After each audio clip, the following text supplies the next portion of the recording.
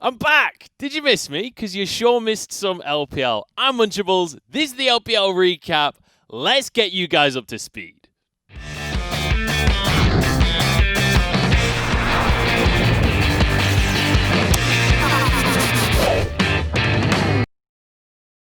Now, as you may have noticed, we've had a bit of a gap in our recaps, but I asked my mate Zillion to chrono shift the show and time warp us so that we can get you guys back up to speed with what's been going on in the LPL. Last time I spoke to you, it was the end of week 3, start of week 4. Now we're heading all the way towards week 8 and towards playoffs in the LPL. So there's a lot to catch up on.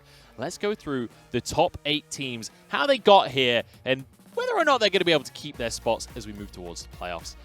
Let's look at our standings, where we were and where we're going to be. Top esports are going to still be sitting pretty right up at the top of the table, but they are tied with 2 other teams for that first place spot.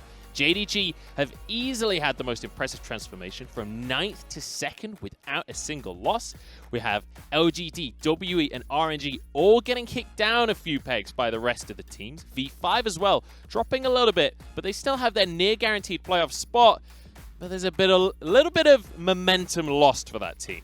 Suning have roared and soared their way up to top 4 right now. And IG have continued to do IG things as you'd expect, grabbing themselves 3rd place right now, and they're not looking at slowing down anytime soon. So now that we've had a little bit of a browse of the standings as they stand, let's get into the nitty-gritty of it. We're going to look at our top 8 and have a big old rewind of how they got there and if they can keep those spots. Let's get into it. FPX have been hitting the minimum requirement for playoff standings as of recently.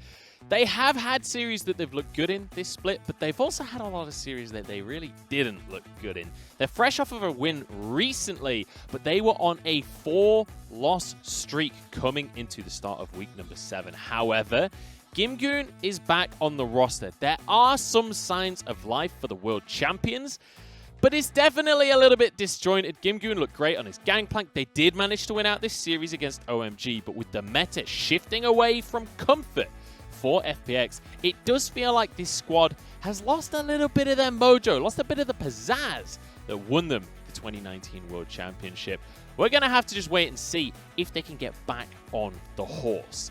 Now, the team in 7th, just above them, is LGD. Now, this is a team that at the very start of the split looked amazing. Halfway through had a bit of a rocky patch, but they are on the bounce back once again. LGD do look like a top team, and they look like a serious contender when we get to playoffs. Now, let's bear in mind that this roster is very much a super team on paper. The mechanical level of each of these players is insane. 4 of them previous Worlds attendees. You got Peanut still very much the leader of this squad, and they are now on a 3-win streak. They're looking to climb up the standings and hopefully get themselves a decent seeding going into playoffs. I can see this team maybe finishing 5th or 6th, possibly even top 4 if they can really finish out the split strong. But when it comes to the team fighting, Langshing has been stepping up once again. As I mentioned before, Peanut very much the leader, but Shie and Kramer as well, leveling up in a big way. And Mark, we thought he was all just a Nautilus player, but his Bard has been looking pretty exceptional as well. It does finally feel like LGD are coming into their own, and as we get towards playoffs, this is very much one of my dark horse teams to make it towards top 4. So now let's talk about WE, because they have doubled their score since week number 3. They were 4-2, now they're 8-4, so things looking pretty good for the team that flows with the win. The composition's still looking good, and the meta has shifted to exactly what WE's comfort zone is. Still a team that are very much about winning in the mid-game, getting these fights for themselves, getting Morgan on things like the Renekton. But once again, we have seen a couple of these issues of champion pool when it comes to Teachermart in the mid lane, when it comes to Morgan in the top side as well. When they do get these comps, when they get in the right positions, they will teamfight like nothing. This is a 4v5 on your screen that they managed to pull off with a beautiful wombo combo, and that is their strength. It's just whether or not the draft goes their way seems to be the difference maker. They haven't changed that much as a team, but the meta has shifted in their direction. It's looking promising for WE. It's just whether or not their opponents can figure them out. Another team that's kind of a similar tune is V5. This is a team that this split have been insanely hyped after a winless spring. But as of very recently, the hype train seems somewhat derailed. They've had a couple of losses that I think a lot of fans were not necessarily expecting, especially their series against Suning. After taking down top esports, V5, in a lot of people's eyes, became the favorite of the entire LPL. But it does feel like some teams have figured them out a little bit. The bot lane strength, the strength in the jungle that we've seen V5 abuse in so many series, maybe is a limited strategy, and Suning showed that they were able to hold on against the pressure that V5 could put out in the early game, and then once it came to team fighting, once it came to coordinated plays, that was when Suning came out on top. So V5, still a phenomenal team, still very much a contender, and still very much top 4 right now. But the question is, can they keep that ball rolling and have the other teams figured them out? Because we saw that with E-Star in spring. We've seen it with plenty of teams in the past. I really hope that that's not the case with V5, but I guess the next couple of weeks will be the answer to that question. It's about time we talk about one of my favorite teams. It's Suning, the lion that could be king right here, because Suning have been on a 7-win streak. And every time you ask people what the top teams in the LPL are, nobody seems to mention Suning. They've been quietly under the radar, climbing up that ladder. And when we look at their gameplay, they have improved dramatically across the course of summer. They've gone from a team that were a little unsure on engagements, weren't that great at team fighting, to a team that relies on the mechanical prowess of each and every one of their members to outplay opponents at every single turn. Their gameplay is smart. Their champion pools seem to be expanding. Hwanfeng is firing on all cylinders. Angel has had highlight play after highlight play. Bin as well, bringing out the Camille and looking amazing. I'm starting to get to a point where I'm running out of negative things to say about Suning. They're in the top 4. They're looking amazing in the team fights. I'm just excited for what could still be ahead for this team, because honestly, when you've got this level of mechanical talent and everyone's playing well, the team seems coordinated, everything's lining up really nicely for Suning. We could be looking at a serious top 4 contender here, much to a lot of people's surprises, but I've got my eyes on Suning moving forwards. Another team that everybody has to have their eyes on when we talk about mechanical skill, it's IG.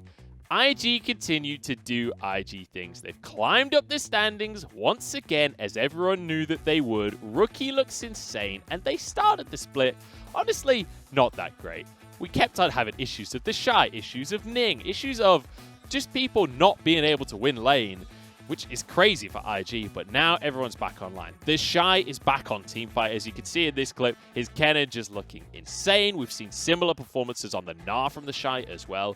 Rookie looks amazing every single game that he plays, but importantly, Baolan has rejoined the roster. He's stepped back into the support position. His set has looked amazing. His Thresh has looked amazing.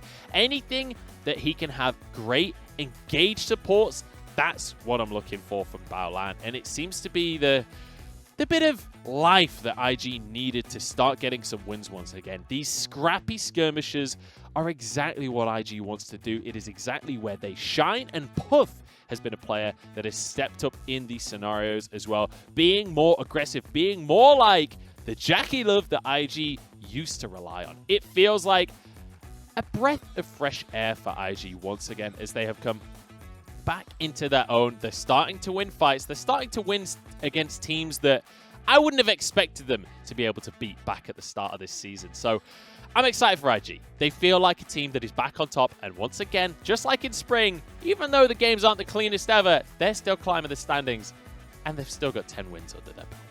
It's time to talk about the top 2 teams now, and that means we're going to start with JDG. They're our spring champions. They started off 2-2. It wasn't the best start to the split, but since then, they've been on a 9-series win streak. That is insane. JDG still easily one of, if not the best team in the entire league.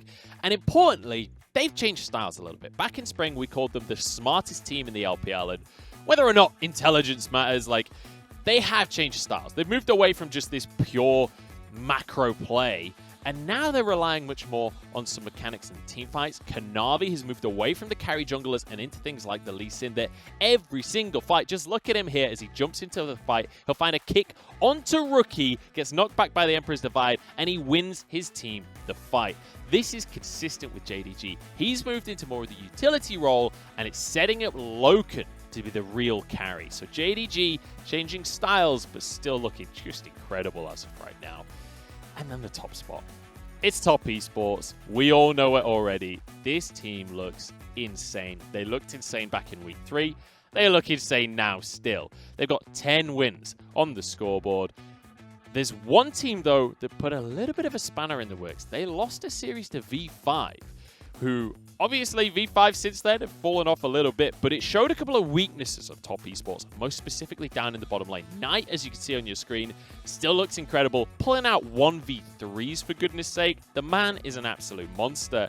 But when we're talking about fighting for first seed, we've got to be a little bit nitpicky. And it feels like Jackie Love and Yuyanja have somewhat been a weak point for this team. V5 were able to abuse it, and we'll see if some of the other top teams are going to be able to abuse it as well. But when Top Esports get past that laning phase, if Jackie Love is able to just farm things up and get his Ezreal, you can see here on your screen, he's going to pop off. He's going to snipe people with the ults. Top Esports, when they are even or ahead, are just going to dominate everyone. But also, they're one of those teams that even when they're really far behind, they're not going to go down without a fight. They're going to drag that game out, and they are going to fight you every single step of the way. Top Esports, honestly, look almost impossible to beat. And we'll see if that remains to be true as we head towards playoffs. So that is our top 8 summarized. I hope that has helped you place these teams in your head on where in the ladder they should be. But I do want to take one last look at the standings and highlight 2 more teams. 9th and 10th place. We've got Vici and RNG. Vici have been very much on the up and up, at least stylistically. They are on a 3-loss streak, but it's promising. It's a lot more promising than any Vici lineup has been for a long old time. So I still think they have a potential playoff chance. RNG as well. I mean, they are inconsistent to say the least. Who knows where this team is going to finish? But when they do look good, they look incredible. It's very possible that they do make playoffs. I'm just saying there's a chance. That's all I'm willing to say about RNG at this point, because I cannot commit to supporting that team. They're all over the place, but it's possible. That's all I'm saying. With that said, though, that's going to round things out. That's all that we've got time for here today. I hope this has helped you get up to speed with where we're at in the LPL. If you've been watching this on Twitch, make sure to go check out the YouTube channel. If you've been watching this on YouTube, make sure to go check out the Twitch channel, because we are probably live right now, because LPL is 7 days a week, baby.